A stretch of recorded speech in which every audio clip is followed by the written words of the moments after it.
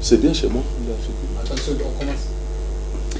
Madame, Monsieur, bonsoir. Ravi de vous retrouver dans ce nouveau numéro des tables rondes. On va parler de l'intolérance politique. On va évoquer le cas d'un cadre du PPRD qui est mort en Espagne, d'autres cas au pays, mais également les duels Tshisekedi-Kabila dans l'est du pays, Goma et Butembo, où il n'y a pas eu d'incident. Quelles leçons peut-on tirer de la situation de l'est, mais que faire pour éviter le pire? Réponse dans cette émission. 4 invités avec moi sur ce plateau. Maître Michel Eboma Ablavi, bonsoir. Bonsoir. Maître Michel Eboma, vous êtes conseiller juridique de Tiens Tshisekedi. Tout à fait. Le cadre de l'UDPS. Quand on cite Tiens Tshisekedi, on va à l'UDPS. C'est bien dit. Merci. Également sur ce plateau, professeur Kabengele Diboué, bonsoir. Bonsoir. Professeur Kabengele, vous êtes du PPRD.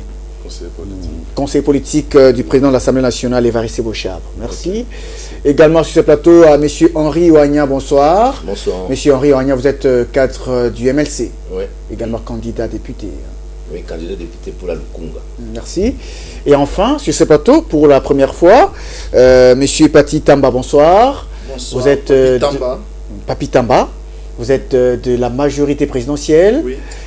Monsieur Papi Tamba, avec vous, on ouvre ce débat. L'intolérance politique semble s'accentuer au pays. On se pose la question de savoir que faire pour éviter le pire.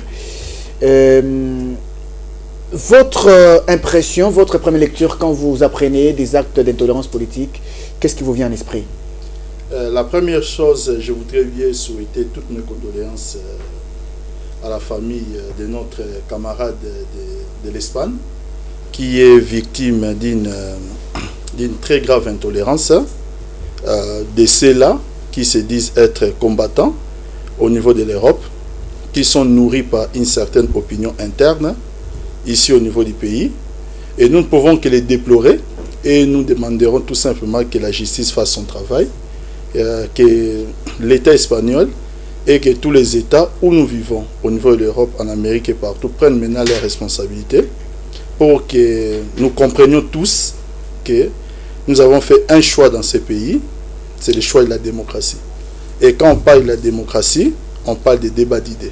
On ne parle pas de confrontation, on ne parle pas de confrontation de vie, oui, mais on ne parle pas de confrontation dans le sens d'un combat singulier.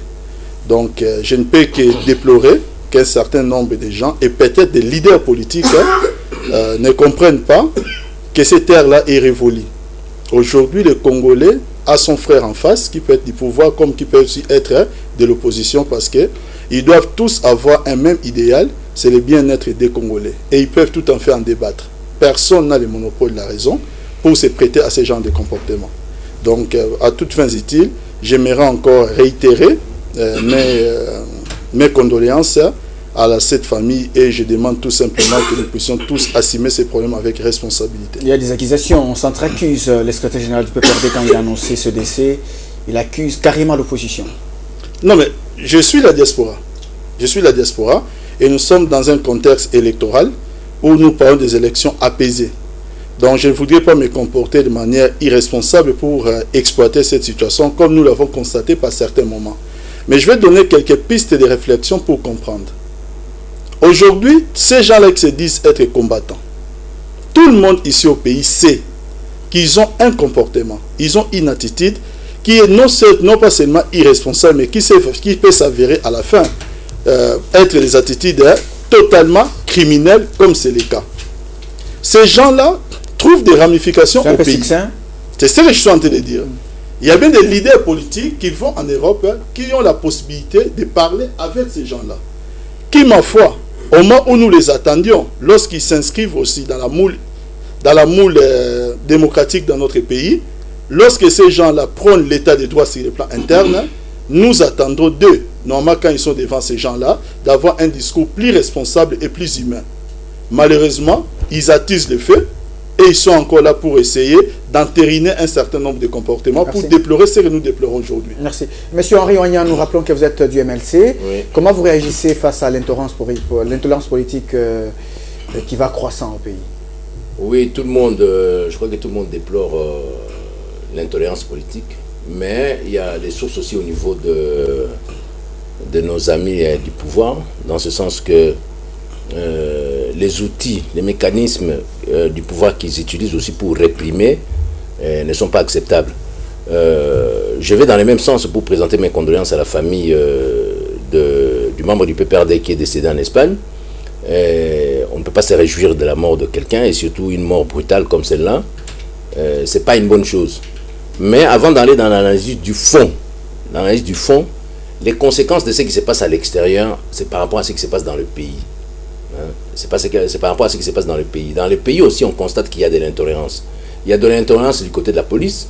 Je crois qu'il y avait une manifestation où, du moins, les membres de l'UDPS qui étaient en train de mettre des affiches de Tshisekedi au niveau des victoires. Les policiers sont venus, ils ont arraché des affiches, ils ont tabassé les gens, ils ont arrêté des gens.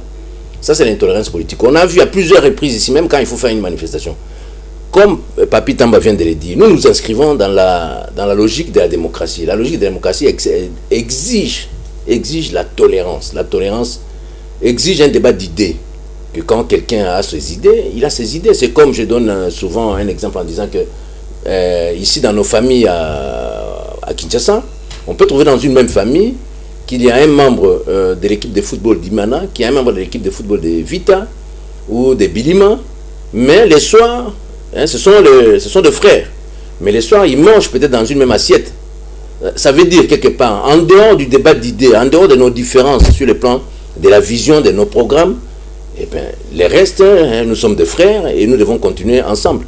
C'est-à-dire que ici, nos amis du pouvoir, comme ils ont racolé leur programme là de 5 chantiers au niveau du deuxième tour en 2006, parce qu'ils n'avaient pas de programme au fait, ils ont récupéré l'histoire des 5 chantiers. Les 5 chantiers maintenant, en 2011, c'est leur programme, mais il n'est pas vraiment comme tel étoffé.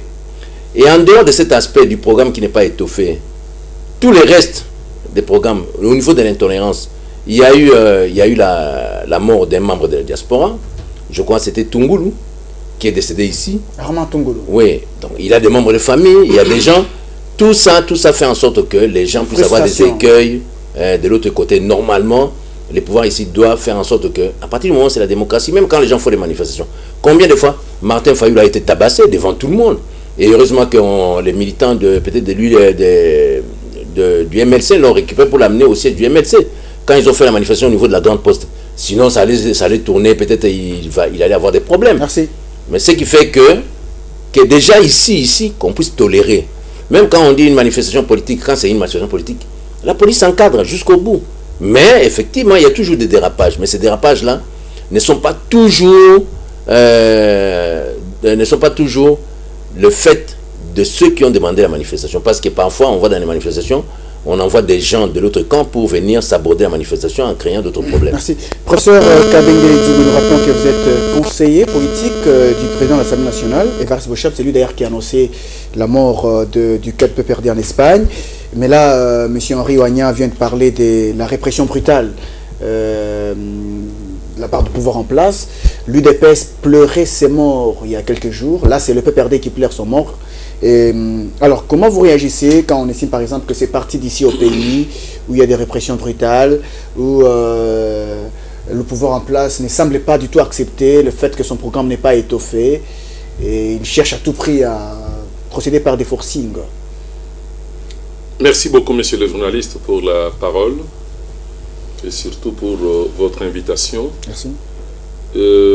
En rapport avec la question que vous venez de me poser, je voudrais, d'entrée de jeu, présenter mes condoléances à la famille de Paul Mbimba Mazembe, qui est fils de Mulumba Tchacha André, n'est-ce pas, qui est de Bakwa Mulumba, dans la province, n'est-ce pas, du Kasaï oriental. Monsieur Paul, paix à son âme, a été victime en Espagne, précisément à Barcelone, victime, comme le secrétaire général de notre parti l'a stigmatisé hier, le professeur Évariste Bochab. Il sortait d'une réunion du parti, du PPRD. C'est un camarade du PPRD, il sortait d'une réunion et il a été copieusement tabassé par les militants. Et avec son frère, dont l'œil a été grièvement touché, n'est-ce pas? Il est mort de ses coups et blessures de la part des combattants. Alors que lui, il sortait d'une réunion, n'est-ce pas, de son parti, le PPRD. Voilà une victime de l'intolérance politique. Qui n'est pas la première victime. Hein? Et qui n'est pas la première victime. Et ça, nous ne pouvons que déplorer. Voilà pourquoi je présente toutes mes condoléances les plus émues à la famille de la victime et au professeur Évariste Bochab, secrétaire général du PPRD, notre parti. Je lui présente mes condoléances. Alors, par rapport à ma question maintenant, c'est la répression brutale. Alors, concernant la violence, si nous voulons aller aux élections apaisées, il faut vraiment que les combattants puissent se dépasser. Et les débats démocratiques, parce que la démocratie elle-même est un jeu entre des personnes qu'ils sollicitent de la part de gouverner un mandat pour gérer la République. Alors, dans cet exercice, il faut qu'il y ait tolérance de part et d'autre pour qu'on arrive aux élections apaisées. Je voudrais ici stigmatiser quelques faits que moi j'ai vécu de l'intolérance politique de la part des amis de l'opposition. Vous avez parlé des affiches à Victoire, au rond-point Victoire. Ça s'est passé, j'étais là. Je ne veux pas citer des gens ici, candidats ou patrons d'entreprises publicitaires. Mais tout ce que moi je sais, vous voyez au niveau du rond-point Victoire, il y a des affiches de 4 côtés. Affiches de 5 chantiers avec le candidat numéro 3, Joseph Kabila, président de la République sortant. À ma présence et en présence d'autres passants, on a vu débarquer les combattants avec d'autres affiches pour dire, comme il y a 4 affiches de Joseph Kabila, candidat numéro 3, c'est un succès. Il faut qu'on enlève 2 pour mettre les affiches de leurs candidats. C'est de l'intolérance, c'est de la provocation. Alors, ce qu'il faut tout simplement dire est que même quand la police encadre les manifestants ou les différentes manifestations de l'opposition, vous parlez de la répression brutale. Mais je veux vous citer le cas du capitaine Yav Nawel, qui, passant, alimenté au niveau de la 6e rue, lors d'un petit embouteillage, il verra son véhicule complètement attaqué par des combattants qui ont cassé pare-brise et autres. Donc ce que nous voulons dire ici en résumé, il faut qu'on évite, nous sommes à 1 semaine et demie des élections, il faut qu'on évite la violence, il faut que l'on soit tolérant, que chaque groupe, que chaque partisan puisse vanter son candidat et échanger sur les programmes. Merci. Je termine un petit vous avez pris beaucoup de temps. Le 5 chantiers. Vous avez pris beaucoup de temps, vous allez peut-être révéler prochainement. Merci. Merci. Alors, Maître Michel Eboma Ablavi, vous êtes conseiller juridique de Tshisekedi Etienne. Comment s'est dépassé, en tout cas, pour arriver à... vous avez parlé autrefois de l'appel à l'autoprise en charge. Alors, cette autoprise en charge débouche souvent par des violences. Alors, comment arriver à se dépasser au niveau de l'UDPS, par exemple? Bien, merci d'abord, monsieur le journaliste, pour cette occasion que vous nous offrez. Je crois que, quant à ce qui concerne la violence, franchement, il ne faut pas la chercher au sein de l'UDPS. Vous savez que l'UDPS est un parti non violent.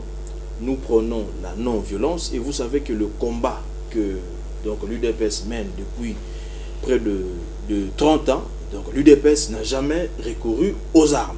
Ça, ce sont des faits réels et qui restent comme tels. Et lorsque le secrétaire général du parti au pouvoir sort de son bureau pour faire un point de presse en annonçant la mort de notre compatriote répondant au nom de Paul Bimba. Eh bien, devant la mort, nous, l'UDPS, étant un parti qui prenons la non-violence, nous ne pouvons que nous incliner devant la mort de notre compatriote.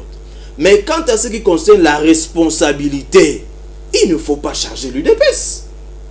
Parlons peu, parlons bien. Ne chargez pas l'UDPS. Nous, bien au contraire, nous sommes victimes de nos amis en face ici, du pouvoir. Je vous ai dit la fois passée, monsieur le journaliste, nous avons un bilan macabre à présenter, victimisé par nos amis du pouvoir. Nous enregistrons depuis le retour du président Etienne Tshisekedi le 8 décembre 2010, 3 morts, tombés par balle. Nous avons Serge Lukusa, nous avons Junior Lamake et nous avons Ladi. Les 3 sont tombés sous les coups de balles de nos amis au pouvoir. Nous avons 39 de nos combattants qui croupissent en prison illégalement sans un dossier judiciaire sérieux. Nous avons 27 cas des membres du parti qui sont internés dans des centres de soins de santé. Il y en a qui sont fracturés, blessés, paralysés. Au moment où je vous parle, nous avons des commandants qui sont paralysés, ayant perdu l'usage de certaines parties de leur corps, que je ne peux pas dire ici de manière brute. Nous sommes victimes depuis toujours. Vous savez que l'intolérance, c'est de la part de nos amis de la majorité, qui ne supportent pas le débat contradictoire. La chaîne nationale est cannibalisée, caporalisée par nos amis du pouvoir. Ils sont venus trouver ces bâtiments conçus par le régime que eux accusent. Mais voilà que ils viennent, ils considèrent ça comme étant un bien privé. La violence, c'est à chercher en face de nous. Parce que eux, lorsque l'UDPS marche, ils nous envoient la force. Ils viennent tirer à bout portant. Nous avons des images. Un policier mettant un pied à genoux et prenant la position de tir, comme si ils étaient en guerre, contre des paisibles manifestants. La violence, c'est à rechercher dans le camp de nos amis du pouvoir. À Mbujimaï, nous avons 11 cas de combattants du parti qui sont arrêtés. Nous déplorons la mort d'une fille mineure, tombée par balle. À Lubumbashi, nous avons 9 cas des membres du parti, donc l'UDPS, qui sont arrêtés arbitrairement.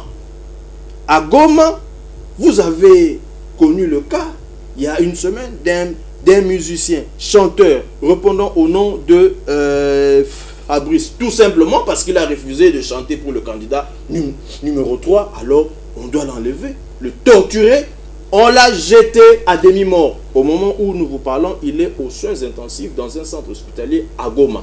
Nos amis du parti qui sont dans la suite du président sont allés le rendre visite à l'hôpital. Il a fait le reçu de son calvaire. C'est bien identifié, ce sont les militaires de la garde présidentielle qui l'ont arrêté. Donc la violence, c'est à rechercher auprès de nos amis d'en face. Merci. Alors, M. Papitamba, on va quand même dans ces débats-là. Qui a raison et qui a tort? Effectivement, la majorité accuse l'opposition. L'opposition, à son tour, accuse la majorité.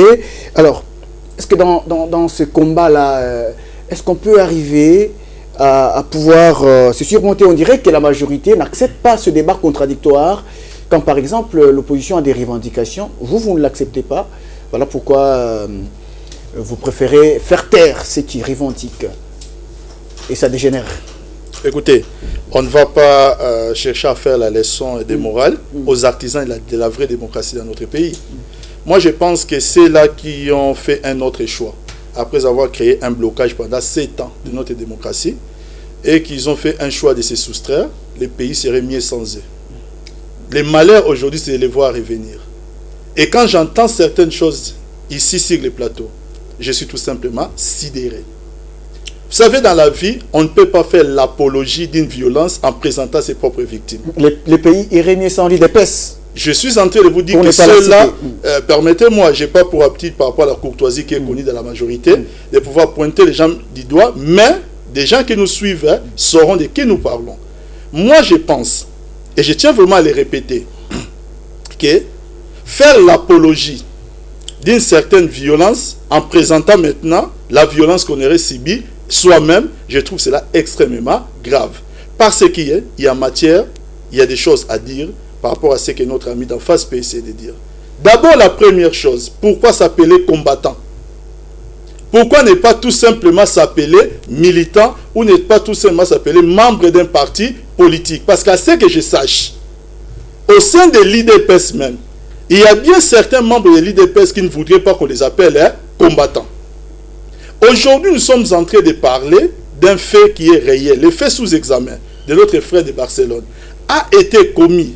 Le professeur Kabengele l'a expliqué tout à l'heure. C'est quelqu'un qui sortait d'une réunion du parti. Il n'est pas parti faire une... Il n'y a pas eu de marche de protestation. Il n'est pas parti balancer une pierre à un cortège présidentiel parce qu'il y a encore certaines choses qu'on essaie de dire ici. Je reviendrai là-dessus. Il n'est pas parti commettre un fait délictuel qui peut faire que son arrestation peut se faire de façon brutale et arriver peut-être à une certaine conclusion. C'est tout simplement quelqu'un qui a utilisé son droit le plus naturel. C'est d'aller tout simplement dans son parti exprimer tout simplement son droit. En sortant de son parti, de sa réunion plutôt, c'est alors qu'un groupe de gens qui s'identifient aussi comme par hasard comme étant des combattants. Mais moi maintenant je vais vous dire une chose. Ces gens-là qui sont combattants au niveau de l'Europe, que nous connaissons, qui nous menacent au quotidien. Je vais vous dire une chose. J'ai fait une émission sur Congo Mikili avant-hier. Juste parce que le fait que j'ai fait une émission à partir d'ici, j'ai des textos que je pourrais vous montrer, ou des coups de fil, ou des gens me menacent de mort, alors que je n'ai insulté personne. Face à ce genre de personnes, un leader politique, quand il a l'occasion, il est parlé. Qu'est-ce qu'on peut attendre de ces leaders? Au contraire, il y a certains leaders dans ce pays qui ne regardent depuis le poids de leur âge. Quand ils se retrouvent devant les mêmes combattants, ces leaders-là se comportent en plus combattants que ces combattants eux-mêmes. Mais ça ne peut pas nous étonner parce qu'ils ont un passé dans ces pays. Nous connaissons comment notre pays a commencé par les désordres. Nous savons comment des gens ont légitimé, par exemple, l'extradition de Lumumba. C'était le mauvais départ qu'a connu notre pays pour qu'il y ait des républicains.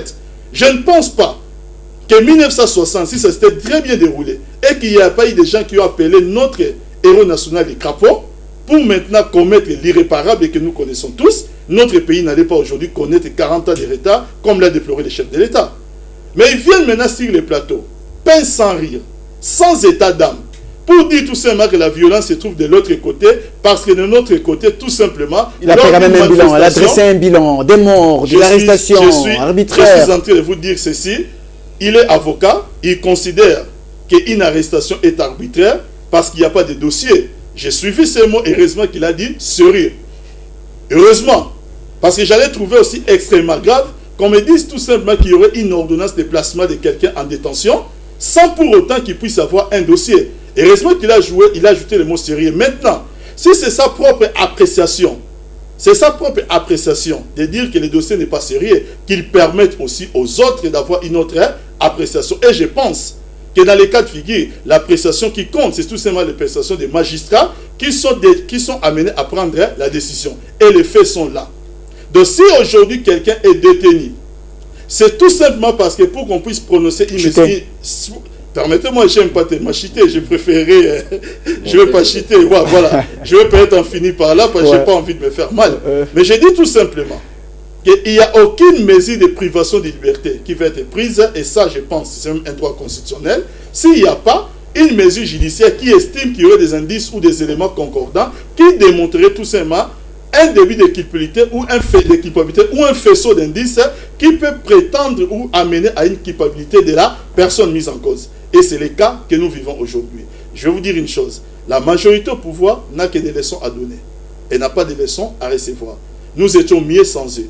Et il serait mieux après le 6 décembre qu'ils prennent la retraite. Merci. Alors, avant que je ne prenne M. Henri, je passe la parole à Maître Michel Eboma dans 10 secondes par rapport à ce qu'il dit. Le pays serait mieux sans vous, parce qu'en 2006, vous aviez boycotté les élections. Ça s'est mieux passé, parce qu'avec vous, il y a des problèmes. Vous savez, monsieur le journaliste, je vous ai dit la fois passée, je préfère le répéter. Sur ce cas-là, je donne raison au président Joseph Kabila, le président sortant, lorsqu'il disait qu'il passait aux aveux en disant « Autour de moi, je n'ai pas de collaborateurs. Si j'en avais même 7, je pouvais faire quelque chose. En réalité, le président a autour de lui des flatteurs, des gens qui sont là pour le flatter, le caresser dans le sens du poil, qui n'ont pas le courage de lui dire la vérité. Voilà que vous entendez de la part de nos amis de la majorité. Il venait de dire ici qu'il ne vit pas ici. Il vit en Europe. Donc il a atterri, je crois, hier, et se permet de faire le bilan du pays. Nous qui sommes ici, nous vivons les réalités. Lorsqu'il essaye, en dehors du pays, on est toujours informé, on a des informations. On vient, on répare. Lorsqu'il essaye d'une manière hasardeuse de parler du président, du passé du président Etienne Tshisekedi, mais parmi les candidats, voulez-vous que nous puissions parler des passés des candidats?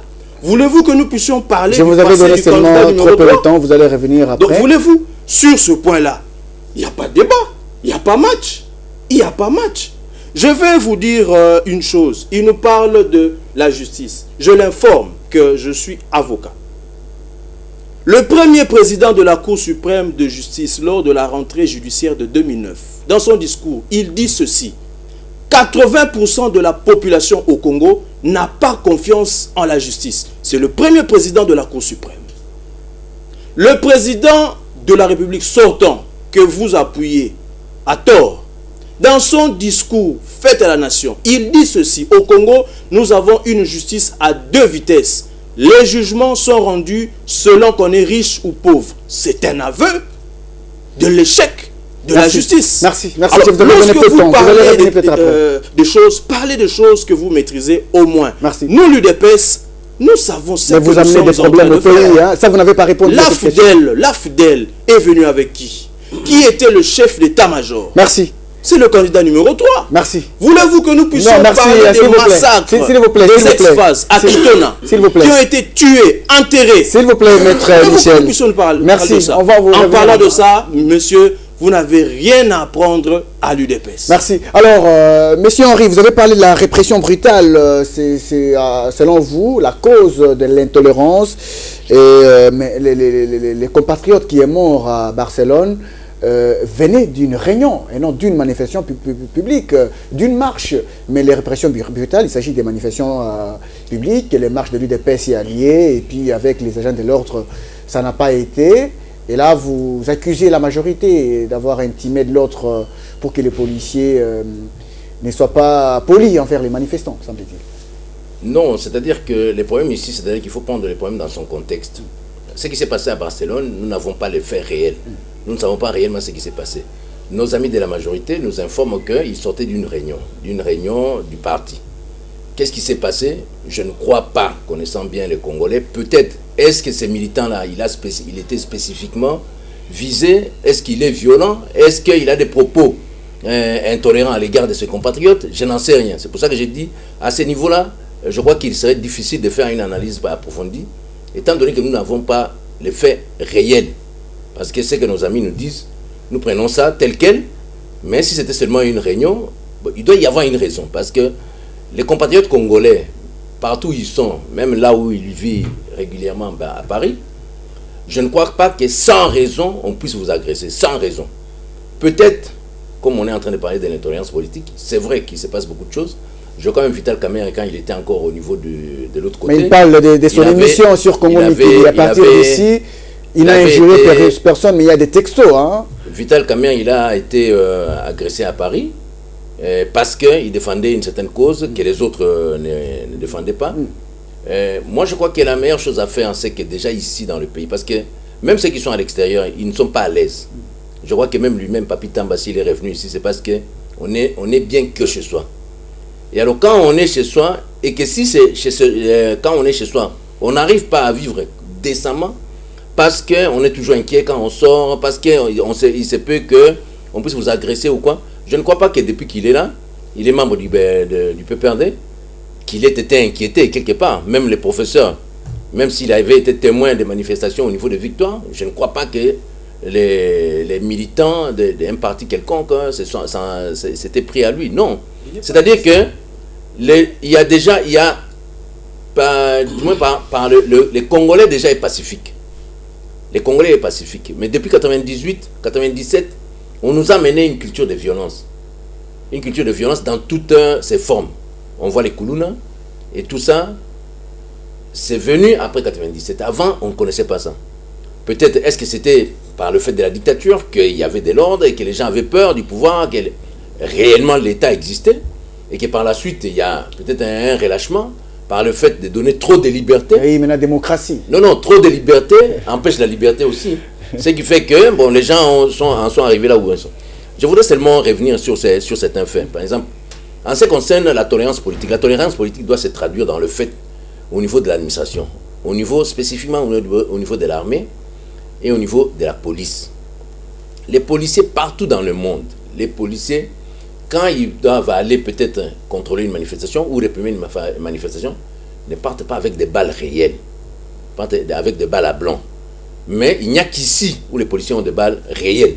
Parce que devant eux, c'est des cobayes, c'est des gens qu'il faut éliminer mais physiquement. Comment bien disperser les manifestants quand il y a des casses? Non, non, mais il faut avoir des balles à blanc. Mais ici, on utilise... Pourquoi les gouvernements? C'est la question que je veux leur poser. Parce qu'ils sont de la majorité, ils sont gestionnaires du pays, jusque-là. Pourquoi les gouvernements n'achètent pas des balles à blanc pour les policiers? Pourquoi? Parce qu'ils savent, aujourd'hui, nous sommes en plein dedans, on est dans les élections. On a connu des cas où Vital Kamerhe a été empêché de faire un meeting à Kikwit. Vital Kamerhe a été empêché au niveau de Mbandaka d'avoir accès à des véhicules. On a empêché aux véhicules d'aller à l'aéroport. Ça, c'est l'intolérance politique que nous vivons aujourd'hui. En 2006, pour revenir un peu en 2006, Théodore, le pasteur Théodore, qui faisait partie de l'Union pour la Nation, il avait été empêché de battre campagne au niveau du Katanga. Les membres du MLC, ils ont été empêchés de battre campagne à l'Est, au Sud et au Nord Kivu. C'est connu, moi-même j'ai été victime. Mais quand même, cette fois-ci, les duels Kabila-Tshisekedi, c'est passé dans le calme. Hein? C'était un peu plus grave en 2006. Et ça continue. L'important, c'est que moi-même, j'ai été victime en 2006. Il y a un camion de militaires en uniforme, bien armés, qui sont venus me visiter. Je ne crois pas que c'était pour venir me dire bonjour, parce qu'ils ont pillé, ils ont cassé toutes les portes, ils ont pillé la maison correctement, même les cuillères. Merci. Donc cela veut dire que quelque part, ce que nous voulons, c'est que nous puissions aller aux élections d'une manière apaisée. Nous sommes déjà dans le processus. Le 28, ce sera le vote. Nous sommes déjà en plein processus des élections. Le problème, c'est qu'aujourd'hui, qu'on donne aux policiers des balles à blanc. Parce qu'on ne sait jamais, il y a des dérapages qui ne sont pas du fait de l'UDPS, qui ne sont pas le fait du MLC, qui ne sont pas le fait du PPRD. Il y a toujours des dérapages.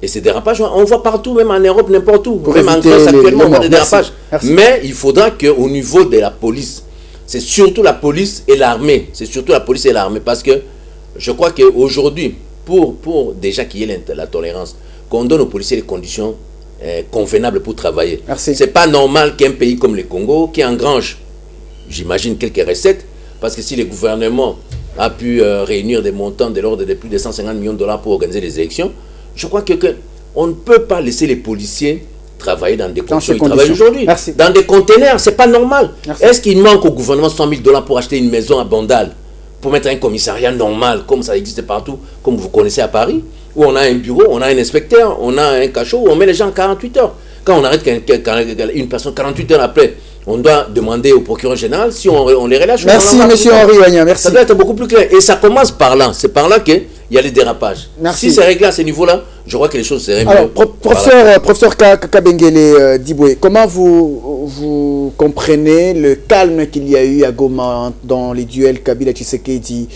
Mais ça n'existait pas à Kinshasa. Hein? Alors, peut-être que les services de sécurité de l'Est se disciplinent par rapport à ceux de Kinshasa. Comment vous le comprenez? Merci beaucoup, monsieur le journaliste. Tout à l'heure, je vous ai dit que la provocation, ce n'est pas dans le camp de la majorité qu'il faut la trouver, c'est dans leur camp. Parce que ils ont comme stratégie, je l'ai toujours dit, la stratégie politique des colis. Ils vous jettent des colis, lorsque vous vous embrouillez à les ouvrir, encore un autre colis, encore un autre colis, et puis ils sont les premiers à provoquer. Ils provoquent. C'est le cas de Victoire. Vous voyez, il a soulevé le cas de Victoire. Mais heureusement que moi j'étais là, j'ai vu. Ils ont trouvé les affiches du candidat numéro 3. Ils viennent pour dire... Dont les contrats étaient déjà résiliés apparemment. Dont les contrats étaient résiliés, tout ça, etc. C'était vers 12 heures, avec un candidat de leur côté. Ils arrivent, non, le contrat est terminé. Publiquement, on va... Mais le contrat a été signé entre le propriétaire de l'entreprise de publicité et l'hôtel de ville. Mais il va demander l'argent au public, n'est-ce pas, en pleine journée. Alors, pour dire, maintenant par rapport à ma question. Donc vous comprenez que leur stratégie c'est provoquer et crier à la victimisation. On est victime d'eux. Ici, nous parlons d'un cas précis. Le secrétaire général du PPRD, le professeur Évariste Mochab, l'a stigmatisé hier. Il a dit Paul Mbimba Mazembe, fils de Moulumba Tchacha André, marié et père de 2 enfants. Il est de Bako Moulumba Benakanyana, Kasaï oriental. Il est cadre du PPRD à Barcelone. Il sortait de la réunion du parti. Dehors avec son frère, il a été attaqué par des compatriotes combattants qui l'ont tabassé à mort. Et il est mort. Aujourd'hui, son corps est à la morgue. Et nous, membres du PPRD, nous sommes en train de le pleurer et nous voulons le pleurer au pays. Comme l'UDPS a aussi pleuré, le sien. Hein? Vous comprenez? Alors ici, nous parlons d'un cas, personne ne peut se réjouir de la mort d'un compatriote. Il a également déploré. Mais par rapport à comment la leçon qu'on peut tirer... Et là, il faut complètement condamner la violence. Moi, je condamne la violence et je condamne l'intolérance politique. Regardez à Goma. Notre candidat, le numéro 3, Joseph Kabila, tenait son meeting sans provoquer qui que ce soit. Et le président de l'UDPS est venu tenir son meeting aussi à Goma. Sans provoquer qui que ce soit également. Sans provoquer qui que ce soit. Et tout s'est passé dans le calme. Là, vous ne félicitez pas. Je voudrais que vous puissiez aujourd'hui reconnaître que le pouvoir a fait son travail à Goma parce qu'il n'y a pas eu d'incident. Là, et l'UDPS aussi a fait son travail s'il n'y a pas eu d'incident. Vous comprenez? Pour eux, tout est noir. Quand le pouvoir tient l'ordre à Goma, quand le pouvoir peut permettre à ce que le candidat Tshisekedi tienne son meeting dans le calme, en face du candidat de la majorité, qui a été très populaire là-bas, eh bien, là, ils ne peuvent pas vanter le pouvoir. Et ils cherchent seulement là où il y a des poux. Je voudrais ici revenir au bilan. En Mbujimaï, parce que vous avez parlé de Mbujimaï, de la jeune fille la qui mineure, est tombée, la mineure fille. Il s'agissait qui est morte par balle. Balle perdue. Il faut ajouter. Par balle perdue. D'après le rapport... Balle perdue, voilà pourquoi il parle de balle perdue. Le rapport de la MONUSCO ne dit pas ça. La fille a été... Donc elle a été tuée à bout portant. C'est faux. C'est faux. Parce que nous avons de la famille en Mbujimaï qui nous renseigne. Nous avons des observateurs qui sont en Mbujimaï. Avant-hier, le gouverneur de la province de Kasaï oriental, qui est président de l'interfédéral PPRD Kasaï oriental, a organisé une marche de soutien avec les militants du PPRD au candidat Joseph Kabila numéro 3. Mais en cours de route, il passait paisiblement avec les militants qui sont très populaires, qui sont très derrière, ils sont vraiment derrière le candidat numéro 3. Parce que vous croyez que Mbujimaï est acquis à 100% au candidat de l'UDPS. Non.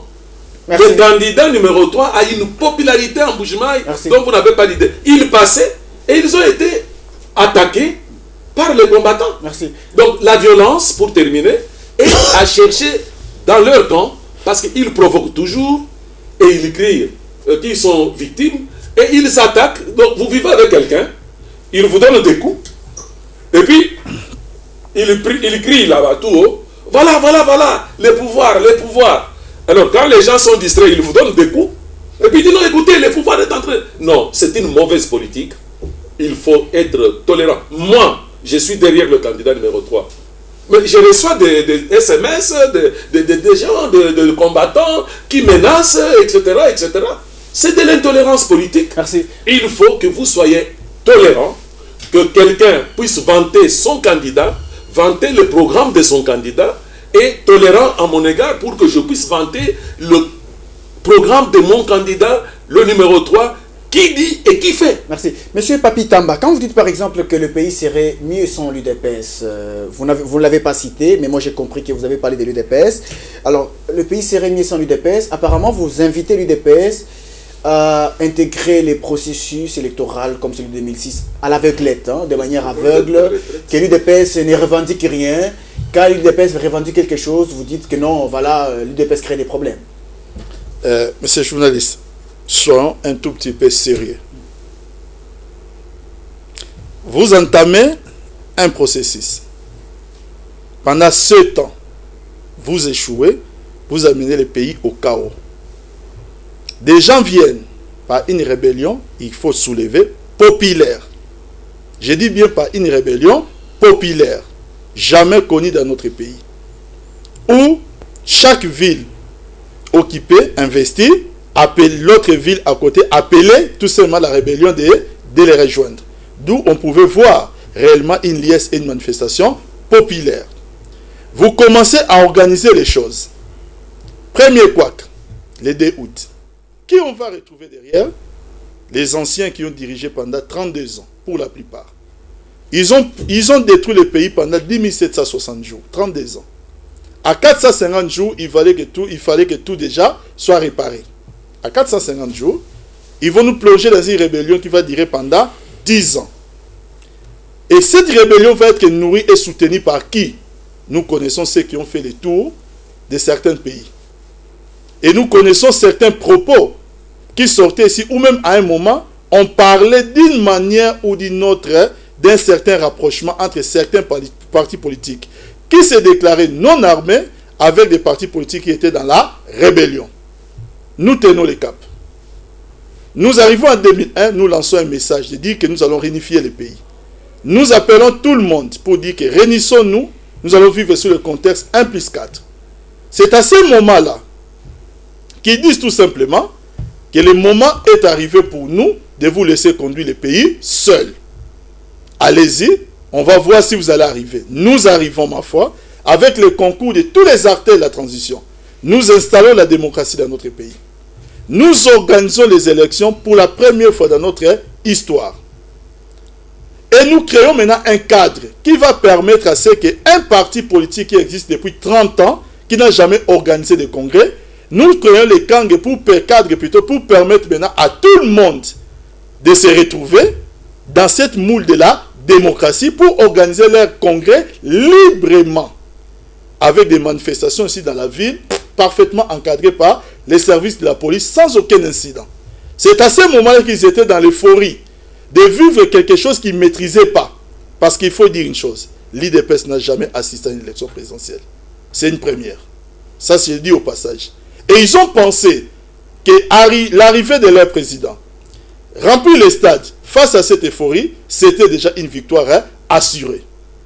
Et tout le monde était tranquille parce que tout simplement, nous étions seulement dans la moule de la démocratie. Mais ma foi, lorsque la réalité prend le dessus, et que les gens commencent tout simplement à constater qu'ils sont maintenant dans le contexte électoral, et que toutes leurs prévisions, la réalité, c'est un peu tout comment nous sommes en train de déjouer tous les mauvais pronostics. Vous voyez bien les candidats numéro 3, que j'appelle aujourd'hui les serviteurs de la nation. Vous voyez bien partout où ils passent. Qui a dit qu'il peut être réussi à l'Est? Des gens nous ont dit ici qu'il a été désavoué à l'Est, parce que l'Ouest est latent. Ne vous en faites pas. Il y a une caravane qui est partie hier jusqu'à Mbadjangungu. Je ne peux même pas vous dire qu'est-ce que nous avons sans le candidat lui-même. Qu'est-ce qu'on a pu récolter? Maintenant que tous les journaux du monde entier, tous les observateurs, de façon unanime, aujourd'hui commencent à plébisciter ces candidats qui étaient tout simplement réservés, qui attendaient la bonne période. Ceux-là qui étaient entrés dans la course avant l'heure se rendent maintenant à l'évidence qu'ils se sont trompés dans leurs calculs. Et maintenant, ils ont commencé par des autoproclamations. Ils commencent par des messages de haine, des messages de violence, à demander les gens de casser. Et ils sont tellement ennemis des militaires qu'ils appellent les gens d'aller tabasser les militaires. Permettez-moi, ce choix est très important, devant femmes et enfants. Mais lorsqu'ils donnent leur propre programme, ils appellent notre armée milice. il considère cette armée de la République qui s'est construite après toute cette histoire que nous avons connue dans un programme qui est en réalité normalement un recueil de définition des concepts que je n'appellerai jamais programme. On les voit commencer à appeler l'armée milice. Je vais dire une chose pour finir. 10 secondes parce que... Les chefs de l'État avaient tout simplement dit que nous sommes venus tout simplement de la rébellion. Nous n'avons pas eu le temps de former nos propres cadres. Nous étions obligés de composer avec ce que nous avons trouvé sur place. Mais nous nous rendons compte, tout simplement, que Mobutu a laissé une culture et que par rapport à cette culture, il nous est difficile aujourd'hui de composer avec les gens. Est-ce que pour développer un pays, a-t-on besoin de plusieurs personnes? Non. Mais on se rend compte aujourd'hui, ces personnes, on ne les a pas. Ça a été interprété d'une certaine façon. Merci. Mais la question, je poserai à la fin. Merci. Parce qu'ils ont voulu comprendre les chefs de l'État. Si aujourd'hui les 15 hommes ne sont pas dans les cas du pouvoir, pensez-vous qu'ils sont dans l'opposition? Nous connaissons l'histoire de ces pays. Comment vous réagissez, Maître Michel? Bon, moi, je réagis dans la réalité. Hein. Je ne fais pas je ne dis pas des choses en l'air. Lorsque mon contradicteur fait l'apologie de l'AFDEL, mais ça doit faire rire le peuple, puisque le porte-parole de l'AFDEL, feu président Laurent Désiré Kabila, lui-même, il laisse un héritage à la nation en donnant la définition de l'AFDEL. Conglomérat d'aventuriers opportunistes et assoiffés d'argent. Voilà la définition de l'AFDEL. Et l'AFDEL, en se démembrant, donnera naissance au PPRD, à l'AMP et que sais-je encore. Voilà qu'aujourd'hui, on veut nous faire l'apologie de l'AFDEL. Messieurs, mon cher frère, compatriote, nous devons aimer ce pays. L'AFDEL est venu ici avec l'armée rwandaise, burundaise et ougandaise. L'AFDEL n'a jamais eu une armée. L'AFDEL, dans toutes les provinces où elle passait, elle ne plébiscitait que les membres de l'UDPS. La preuve en est que, si vous ne le savez pas, je vous l'apprends. Votre secrétaire général de la majorité présidentielle, c'est un ancien de l'UDPS. C'est lui qui vous apprend la politique. Le secrétaire général de votre parti, c'est un ancien de l'UDPS. C'est lui qui vous apprend la politique. Lorsque vous décriez le régime de Mobutu, ça m'étonne. Votre vice-premier ministre, c'est un ancien, un mobutiste, pur et dur. Votre ministre de la Défense, un mobutiste, pur et dur. Mais alors, vous vous contradisez. Et c'est pas bon ça. Lorsque vous faites semblant d'ignorer le bienfait de l'UDPS dans ce pays, mon cher frère, je vous informe que le président de l'Union pour la démocratie et le progrès social, M. Etienne Tshisekedi, qui connaît déjà qu'il va échouer selon eux, voilà est considéré dans une grande université en Afrique, au Sénégal, à Dakar, dans l'histoire politique en Afrique noire, comme étant le père de la démocratie en Afrique. Je prends à témoin le professeur Kabengele de votre parti, il ne va pas me contredire. Vous devez apprendre l'histoire du Congo lorsque vous voulez parler du Congo. Mais comment vous réagissez lorsqu'il dit par exemple que vous pensez que vous voyez déjà que vous allez échouer parce que leur candidat, non, je crois que si nos amis de la majorité sont sincères, bon, comme le président lui-même avait dit que je n'ai pas de gens autour de moi, s'ils sont sincères, ils vont reconnaître que l'accueil du candidat numéro 3 à l'Est est différent de son accueil en 2006. Là, il n'y a pas débat. Il n'y a pas débat. Et je vous assure, je ne peux pas ici dire tout, mais je vous informe, je sais de quoi je parle. Votre candidat est partant et sortant. Nous nous retrouverons après le 6 décembre. Je vous l'informe et je vous dis, vous passez ici, vous le portez haut. Merci. Mais le soir, vous faites le contraire. Merci. Soyons sérieux, je n'ai pas envie de citer les noms de certaines personnes pour leur sécurité. Monsieur Henri Oigna, on a fini. Alors, quels les conseils que vous pouvez donner? On n'a malheureusement pas beaucoup de temps pour qu'effectivement les élections qui doivent se tenir dans moins de 2 semaines soient réellement apaisées comme on le souhaite.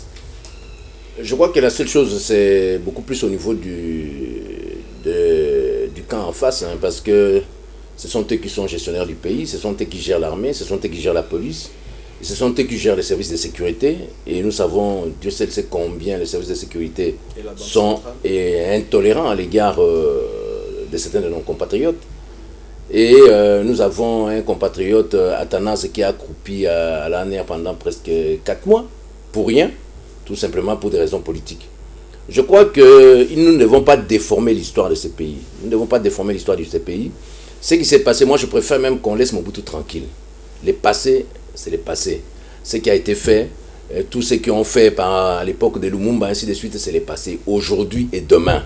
Aujourd'hui, qu'est-ce que nous faisons? Aujourd'hui, il y a des cas palpables que nous connaissons en termes d'intolérance politique. Et c'est ça qu'il faut voir pour essayer de voir comment est-ce qu'on peut améliorer pour demain. Et j'insiste... Tirer la leçon des Goma. Oui, oui, j'insiste là-dessus. La leçon des Goma, c'est-à-dire qu'il y a eu tolérance de part et d'autre. Donc, nous devons féliciter les deux partenaires qui, en gentleman, chacun a été faire son meeting sans problème. Et je crois beaucoup plus, si nous devons féliciter, c'est peut-être les gouverneurs qu'on doit féliciter, qui a maîtrisé les éléments de la force publique, les militaires, les policiers et les services de sécurité. N'eût été peut-être ces faits-là, je crois que ça pouvait dégénérer. Merci,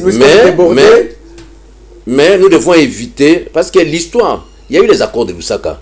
Il n'y a pas quelqu'un qui est venu donner la paix, donner les pays, changer tout pour les Congolais. Non, il y a eu les accords de Lusaka. S'il y a eu la guerre, la rébellion en 98, c'est parce qu'il y a eu des problèmes. Il y avait la dictature, une dictature plus que celle de Mobutu. C'est pour ça qu'il y a eu des rébellions. Merci. Et on est arrivé au fait que, aux accords de Lusaka, on a accepté de faire en sorte qu'on ait un gouvernement d'union nationale, ce qui a fait 1+4, et on est arrivé là où on est. Merci. On a connu les intolérances en 2006. Faisons un effort pour qu'en 2011, il n'y ait pas d'intolérance. Je demande au pouvoir, merci, je demande merci, au pouvoir d'éviter l'intolérance. Vous n'aurez qu'une minute, professeur, parce que j'ai débordé. Hein, j'ai débordé la télévision sur les... Mais vous avez vu comment ils sont intolérants. Même pour que je prenne la parole. Terminez, professeur, une minute seulement. Je voudrais tout simplement dire que je voudrais tranquilliser le conseiller juridique du candidat de l'UDPS pour dire, du temps de Mobutu, tous nous avons milité au sein de l'UDPS pour faire partir Mobutu. Parce que vous avez tout le temps l'habitude de rappeler professeur Kabengele. Il vient de l'UDPS. Il vient de l'UDPS. Évariste Bouchard vient de l'UDPS. Mais en ce moment-là, du temps de Mobutu, pour combattre Mobutu, il fallait être dans ce parti d'opposition. Ouais. Mais quand nous avons constaté que c'est le grand parti d'opposition en ce moment-là. Alors, au moins, si vous permettez le débat, ils sont intolérants.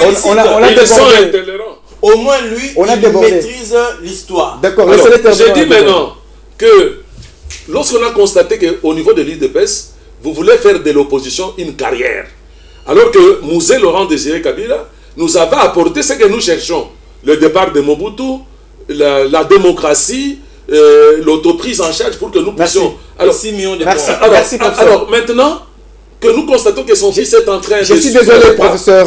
Je termine, 1 minute 5 secondes.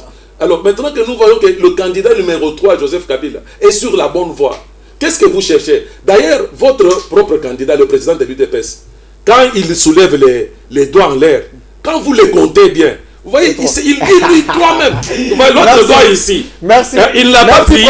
Merci, il professeur. dit toi, votez tous pour le candidat numéro 3. Merci, professeur. Le débat est tellement intéressant, on va peut-être y revenir prochainement.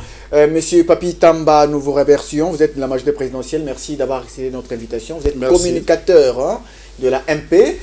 Monsieur Henri Ouagna, vous êtes du MLC. Merci également d'avoir accepté notre invitation. Maître Michel Liboma Blavi, conseiller juridique de Tshisekedi, merci.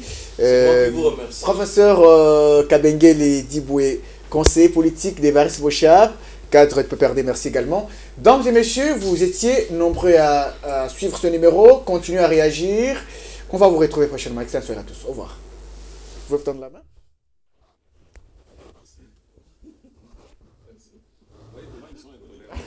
Il ne veut même pas que je parle. Il prend la parole quand il sait que j'ai 1 minute pour terminer. il veut